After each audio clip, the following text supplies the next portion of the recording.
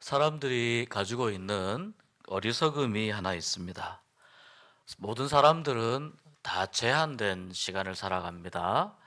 영원히 살지 못하는데, 그런데 사람들은 영원히 살 것처럼 생각하고 착각하고 행동할 때가 참 많이 있습니다.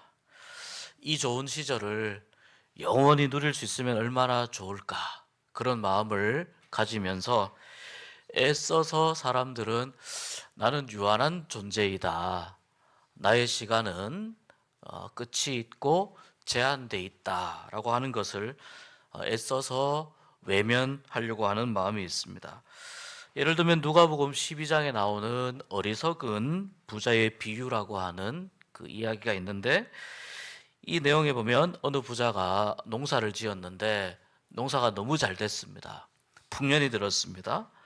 그래서 기존의 창고가 좁아서 그 창고를 헐고 더 크게 창고를 짓습니다. 이렇게 풍년이 되어서 많은 것을 누리게 하셨다면 그렇게 누리게 하신 하나님의 어떤 뜻이 있을 텐데, 이 부자는 이렇게 생각합니다. 내가 농사를 잘 지어서 많은 것을 거두어 들였으니 자기 자신을 위로하면서 이제는 먹고 마시고 놀자. 내가 이제는 즐겁고 행복하게 나의 즐거움을 위해서 살아가자. 이렇게 이야기할 때 그때 하나님께서 이렇게 말씀하신다는 겁니다. 어리석은 부자야, 오늘 밤에 내가 너의 영혼을 취하면 이 창고에 넣어 놓은 것이 다 누구의 것이 되겠느냐. 하나님께서 이렇게 말씀하신다는 겁니다. 오늘 우리가 읽은 마태복음 24장의 이 말씀을 포함해서 마태복음 24장과 25장은 예수님께서 이제 십자가에 죽으시기 직전에 제자들과 또 예수님을 따르는 그 사람들에게 모든 것은 마지막이 있다, 모든 것은 이 세상의 종말이 모든 것에 임한다, 이것을 말씀하시기 위해서 제자들에게 가르쳐 주셨습니다. 이 세상의 마지막이 어떻게 될 것인가? 그것을 가르쳐 주신 말씀입니다. 우리가 보통 이제 이 이야기를 신학적으로 종말론이라고 이야기합니다. 종말은 두 가지가 있죠. 하나는 역사적인 종말이 있습니다. 이것은 모든 이제 이 인류의 역사가 끝날 때, 예수님께서 재림하실 때를 의미하고, 또 한 가지의 종말은 개인적인 종말이죠.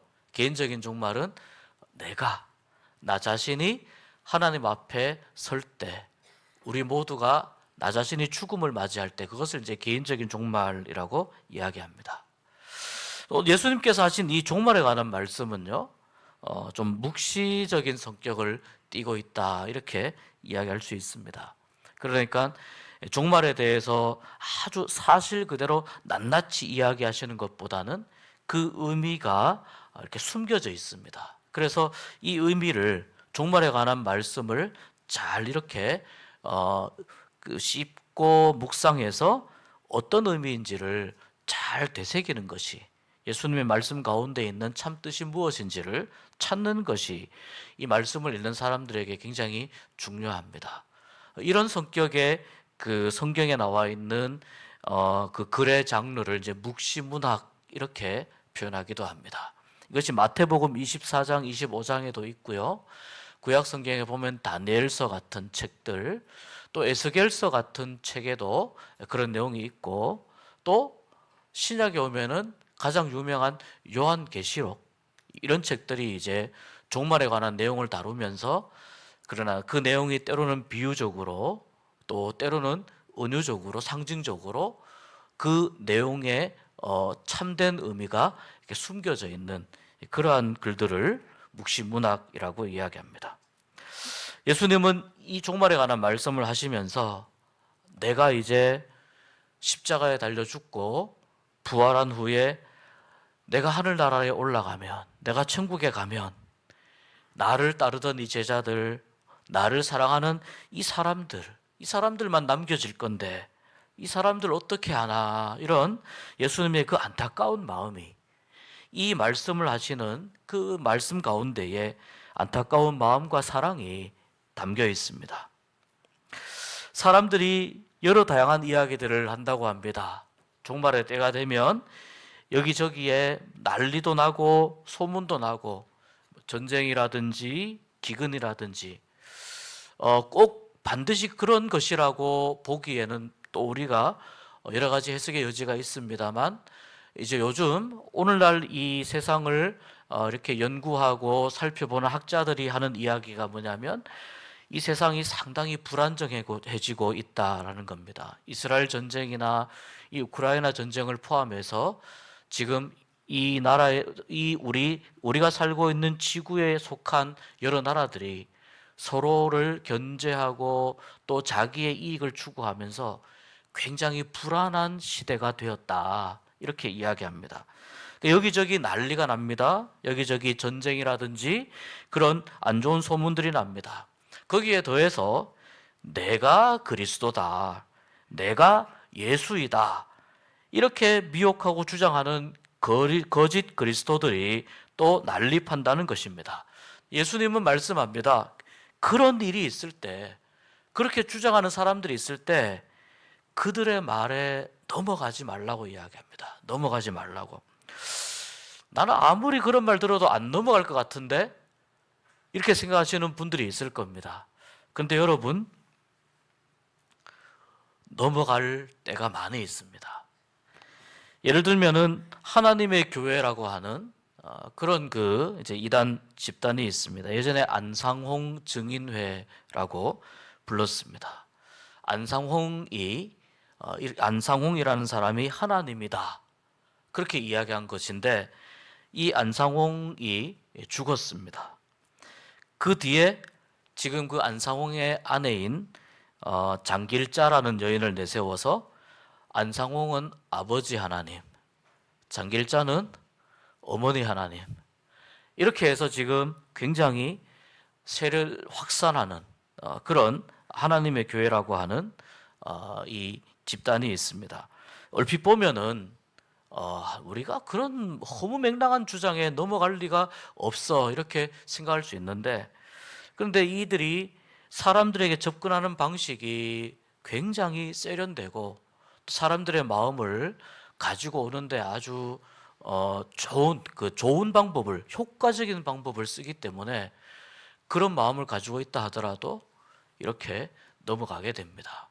그러니까 안타까운 것은 오늘날 기독교에 대해서, 우리가 믿고 있는 이 기독교, 정통 기독교에 대해서 때로는 좀 상처를 받고 또 때로는 좀 불만인 그러한 생각을 가지고 나는 이제 교회 안 나가겠다, 이제 이런 마음을 가진 분들 중에 이런 좀 이단이라든지 이런 쪽에 이렇게 미혹되는 경우들이 종종 있습니다. 여러분, 이 세상에 사람들이 만들어 놓은 것은 그 어떤 것이든지 완전하지 못합니다. 완벽하지 못합니다. 이게 무슨 뜻이냐면, 아무리 정확한 교리와 논리가 있고 시스템이나 구조를 치밀하게 만들어도 그 안에 또 허점이 있습니다. 그 안에 또 약점이 있고, 누군가에게는 이것이 도움이 되고 좋은 것이지만 누군가에게는 상처가 되는 일들이 일어납니다. 하나님을 사랑한다고 그러한 마음으로 모인 교회도 역시 마찬가지입니다. 우리 개혁교회만큼 사실은 신학이나 이러한 사상이나 또 조직이 발달한 그런 종교가 드뭅니다. 없다고 볼 수 있습니다. 그런데 그럼에도 불구하고 상처받는 일들이 생기죠.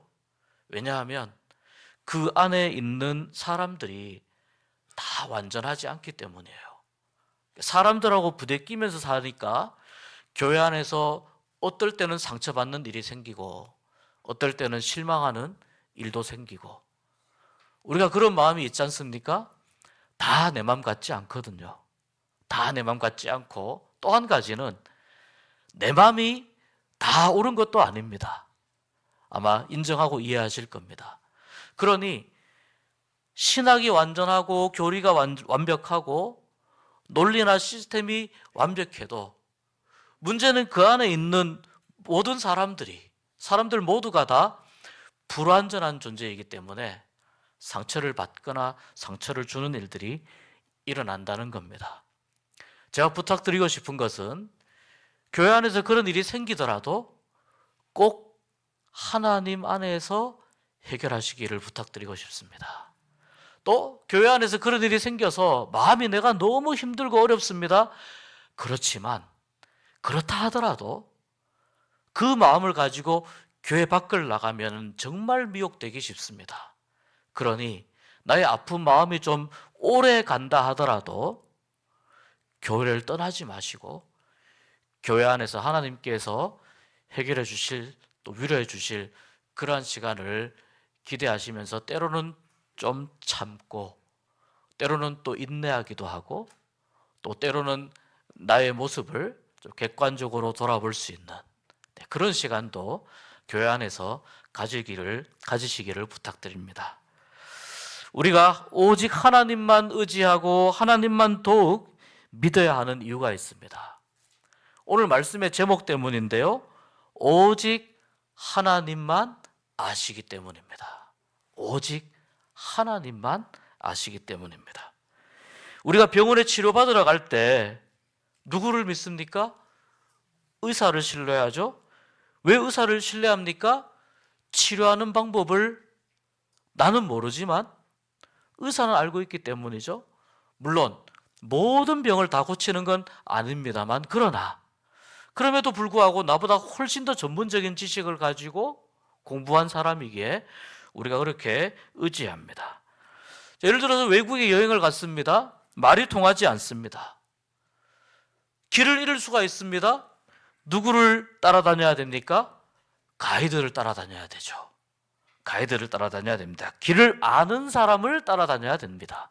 길을 아는 사람을 신뢰해야 된다는 겁니다. 종말이라는 문제가 있습니다. 죽음이라는 문제가 있습니다. 누구만 아느냐? 오직 하나님만 아시기 때문에, 그래서 우리가 하나님만 신뢰해야 됩니다. 말씀해 보니까 하늘의 천사들도, 또 이 말씀을 하고 계시는 그 아들도, 예수님도 그 때와 그 시기는 모르고 오직 하나님만 아신다라고 말씀하기 때문에 우리는 하나님만 믿고 의지해야 될 줄 믿습니다. 때로는 어떤 징조라든지 어떤 힌트가 있는데, 자, 노아의 경우를 보십시오. 방주 지을 동안에 하나님은 그들에게 말씀도 하시고 노아를 통해서 전도도 하셨습니다. 시간을 주셨습니다. 그런데 사람들은 노아를 통해서 말씀하시는 하나님의 말씀을 듣지 않고 오늘 말씀을 보니까 먹고 마시고 장가가고 시집가고 그렇게 자기의 삶에 빠져서 살았습니다. 아니, 장가가는 게, 시집가는 게, 먹고 마시는 게 뭐 잘못된 일입니까?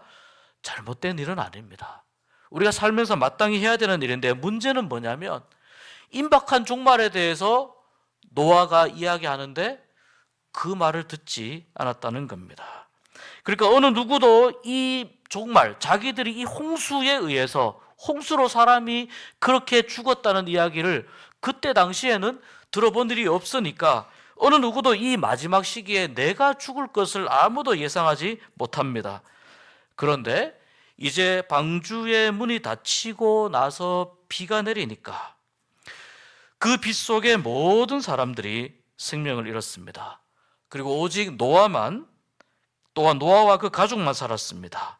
이유는 하나입니다. 오직 하나님만 신뢰했기 때문입니다. 그럴 줄 알았으면 안 그러는 건데, 지나고 나서 우리가 이런 말을 하잖아요. 그럴 줄 알았으면 안 그러는 건데.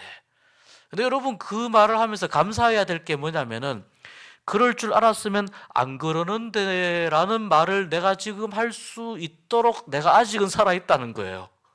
감사한 거예요. 그런데 항상 그 말을 할 수 있는 게 아니라는 겁니다. 예수님의 설명이 이어집니다. 두 사람이 밭에 가서 일을 하는데, 밭에 가서 같이 일하니까 얼마나 가까이 함께 협력하는 사이겠습니까? 갑자기 한 사람만 데리고 간다는 거예요. 한 사람은 남는다는 겁니다.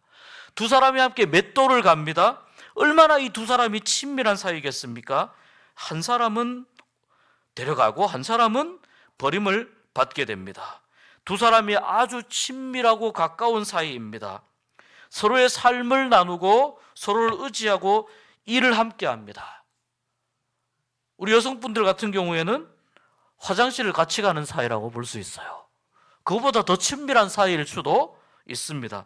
이렇게 매우 가까운 사이이지만 나는 내가 이 사람을 사랑하니까 함께 천국 갈 거야. 그 마음은 너무 좋은데 성경은 이렇게 말씀해요.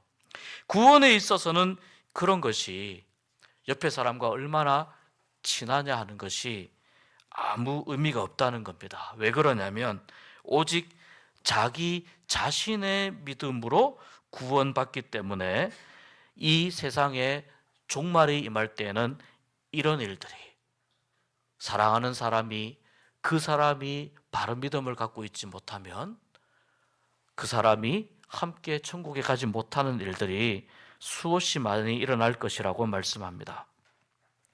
여러분, 이 땅에 예수님이 갑자기 재림하고 종말이 일어난 이 사건은 집안에 도둑이 드는 일과 비슷하다고 말씀합니다.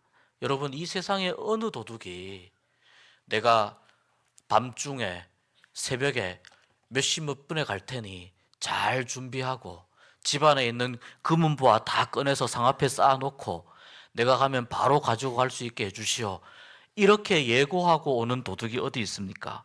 아무 도둑도 그렇게 하지 않습니다. 그래서 도둑이 오는 시간을 아무도 모르기 때문에 깨어 있으라 이렇게 말씀합니다. 언제 올지, 언제 와서 행패를 부릴지 모르니까 깨어 있으라 말씀합니다. 며칠 전에 뉴스를 보다가 깜짝 놀라는 일이 있었습니다. 경기도 포천의 어느 마을에 폭탄이 떨어진 겁니다.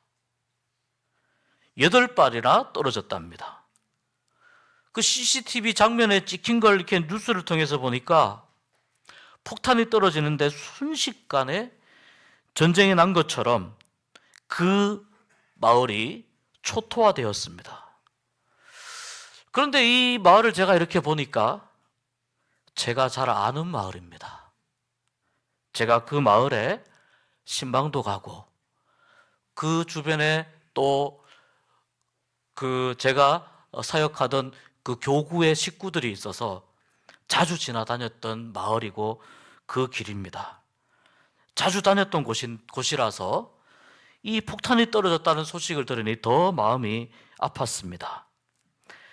비행기에서 이 폭격기에서 좌표를 잘못 찍어서 그 마을에 폭탄이 떨어진 거라고 하는데, 만약에 비행기에서 지금 폭격기에서 좌표를 잘못 찍어 30분 뒤에 폭탄이 떨어집니다 라고 예고가 되었다면 과연 거기에 가만히 있었겠습니까? 멀리 아마 피하고 대책을 세웠을 겁니다. 그러나 아무도 몰랐기 때문에 정말 마른 하늘의 날벼락입니다. 이렇게 폭탄 세례를 받았습니다. 전쟁이 이렇게 일어나는구나. 전쟁이 나면 저렇겠구나. 아마 오늘 여기 계시는 분들 중에도 전쟁 경험이 있으시겠지만 정말 순식간에 모든 것이 파괴되고 무너지고 박살이 납니다. 여러분, 이 세상의 종말에 있을 일이 그렇다는 겁니다. 마른 하늘의 날벼락처럼 어느 날 갑자기 찾아옵니다. 그래서 대비하지 못하고 있을 때에 그 날을 맞이해야 되는 경우도 많이 있습니다. 근데 성경은 오직 대비할 수 있는 유일한 방법이 있다고 하는데 바로 그 날과 그 때를 아시는 하나님을 철저히 믿어야 한다는 것을 말씀합니다. 그 다음에 또 한 가지는 깨어 있어야 한다고 말씀합니다. 오직 아버지만 아시기 때문에 아버지 하나님을 믿어야 하고 그 하나님은 자기를 믿는 모든 사람들에게 은혜를 베풀어 주시는 분이기 때문입니다. 여러분, 다른 것 의지하지 마시고 모든 것을 아시는 하나님만, 오직 하나님만 믿고 의지하시는 여러분 되시기를 축복합니다. 예수님이 이 땅에 언제 오실지 아무도 모릅니다. 또 늦게 올 것이라고 짐작하여 동료들을 불러서 먹고 마시고 놀고 있으면 생각하지 않는 날 갑자기 오셔서 이 마지막을 대비하지 못한 종들이 받을 벌을 내려서 그들이 슬피 울며 이를 갈미 있으리라 말씀합니다. 51절에 보니까 엄히 때리고 외식하는 자가 받는 벌에 처하리니 거기서 슬피 울며 이를 갈리라. 이렇게 24장을 마무리하고 있습니다. 엄히 때리고는 뭡니까? 다른 사람을 핍박하는 거죠. 못 살게 구는 거죠. 외식하는 자는 무엇입니까?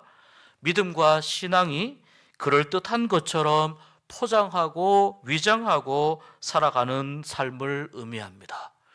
나는 사람들의 눈을 피해서 멋있게 보이고 포장할 수도 있고 위장할 수도 있지만 하나님의 눈은 피할 수가 없는 것이죠. 그래서 예수님께서 이 말씀을 하시는 것입니다. 이렇게 그럴듯하게 보이기 위해서 또 엄히 때리는 사람들, 이들이 벌을 받을 것이다 라고 말씀합니다. 그래서 우리가 종말을 맞이하면서 종말을 또한 우리가 준비하면서 우리가 가져야 할 믿음은 하나님이 인정하시는 참된 믿음이 되어야 될 줄 믿습니다. 외식하는 자가 되지 않기 위해서, 포장된 삶을 살지 않기 위해서 참된 믿음을 가져야 한다는 것입니다. 오직 이 사실과 이 시간을 아시는 하나님만 철저히 믿으면서 이 마지막 때를 준비해야 됩니다. 아무리 가깝고 아무리 친한 사이라 하더라도 각자의 믿음으로 구원받는 것입니다. 이것을 꼭 기억하십시오. 그래서 서로가, 나만 구원받으면 재미없잖아요. 서로가 좋은 믿음을 가지기 위해서 서로 챙겨주고 격려하는 공동체가 필요한데, 그게 바로 교회입니다. 거기서 어떻게 챙겨주어야 되느냐? 예를 들면 이런 것들입니다. 우리 함께 기도하자. 기도의 시간에 같이 나와서 기도하자. 이러이러한 삶에 문제가 있지 않느냐? 하나님께 기도해야 된다. 옆에서 그런 이야기를 해주는 거죠. 바른 예배를 드리자. 이렇게 옆에서 또 챙겨주는 거죠. 예를 들어 예배 시간에 방해가 되는 것들은 미리미리 정리하는 거죠. 그래서 여러분, 예배당 들어오실 때에 꼭 스마트폰을 확인해 주시기 바랍니다. 이게 소리가 나는 걸로 되어 있으면 꼭 진동이나 무음으로 해주시면 우리 모두가 하나님 앞에 좋은 예배를 드리는데 그것도 굉장히 큰 도움이 됩니다. 올바른 신앙에 방해가 되는 것들이 있습니다. 그런 말들이나 그런 행동들이 있을 수 있는데 우리가 그런 것들은 멀리해야 됩니다. 또 잘못된 이야기, 또 신앙에 도움이 안 되는 어떤 꾸며낸 이야기 같은 것들, 이런 것들도 그런 이야기는 신앙에 도움이 되지 않아. 그런 이야기는 오히려 우리를 힘들게 만든다. 서로 권면하면서 바르고 진실된 말들을 하며 격려하기 위해 노력해야 됩니다. 그래서 이런 말 한마디가 공동체를 또 깨뜨리고 다른 사람에게 상처를 주고 이 믿음과 신앙을 망친다는 것을 기억하면서 하나님이 기뻐하시는 말, 하나님이 기뻐하시는 행동, 그리고 서로의 신앙에 도움이 되는 말과 행동을 우리가 할 수 있었으면 좋겠습니다.